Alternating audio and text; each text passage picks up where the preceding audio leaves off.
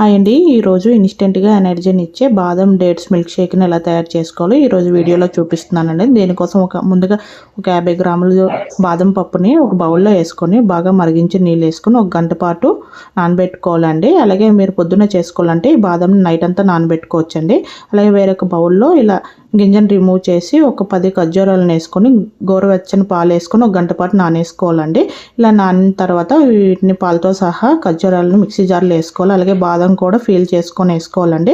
Flavour కోసం ఇక్కడ నేను ఇలాచీని 3 వేస్తున్నాను. ఇలా వెనలా పేస్ట్ చేసుకొని పక్కన పెట్టుకోవాలి. ఇప్పుడు వేరొక బౌల్లో 2 టేబుల్ స్పూన్ల కస్టర్డ్ పౌడర్ని వేసుకొని కొంచెం పాలు వేసుకొని ఉండలు లేకుండా బాగా కలుపుకొని పక్కన పెట్టుకోవాలండి. ఇలాగ స్టవ్ మీద ఒక గిన్నెలోనూ 1/2 లీటర్ వరకు పాలు వేసుకొని బాగా మరిగించుకోవాలండి. కలుపుతూ ఉండాలి, అడగంటుకోకుండా మరిగించుకోండి. ఇలా పాలు బాగా మరిగినాక మనం మిక్సీ పట్టించుకున్న బాదం డేట్స్ని పేస్ట్ని వేసుకోండి.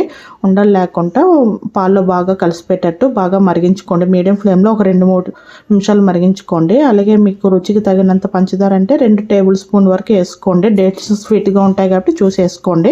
ఇప్పుడు పంచదారని వేసుకొని ఒకసారి బాగా కలుపుకోవాలి. ఇలా మరిగిపోయిన తర్వాత ఇక్కడ మనం రెడీ చేసుకున్న కస్టర్డ్ పౌడర్ మిల్క్ అడుగు నుంచి ఒకసారి కలుపుకొని పాల్లో యాడ్ చేసుకొని సిమ్లో స్టవ్ పెట్టుకొని ఉండలు లేకుండా కలుపుకొని 1 నిమిషం పాటు మరిగించుకొని స్టవ్ ఆఫ్ చేసుకోవాలండి. ఈ విధంగా మనకు దగ్గర పడుతుంది. స్టవ్ ఆఫ్ చేసుకొని ఇప్పుడు ఈ మిల్క్ని ఒక బౌల్లో వేసుకొని ఇప్పుడు గంట పాటు ఫ్రిడ్జ్లో పెట్టుకోవాలండి.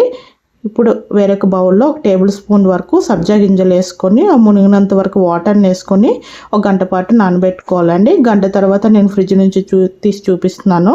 ఈ మనం తయారు చేసుకున్న మిల్క్లో నానబెట్టుకున్న సబ్జా గింజలు వేసుకొని బాగా కలుపుకొని చల్లగా ఉన్నప్పుడే సర్వ్ చేసుకుంటే బాగుంటుందండి. ఇది ఫాస్టింగ్ చేసే వాళ్ళకి ఇన్స్టెంట్గా తాగితే మంచి ఎనర్జీ వస్తుందండి. వీడియో నచ్చితే లైక్ చేసి ఫాలో చేయండి. Thank you for watching.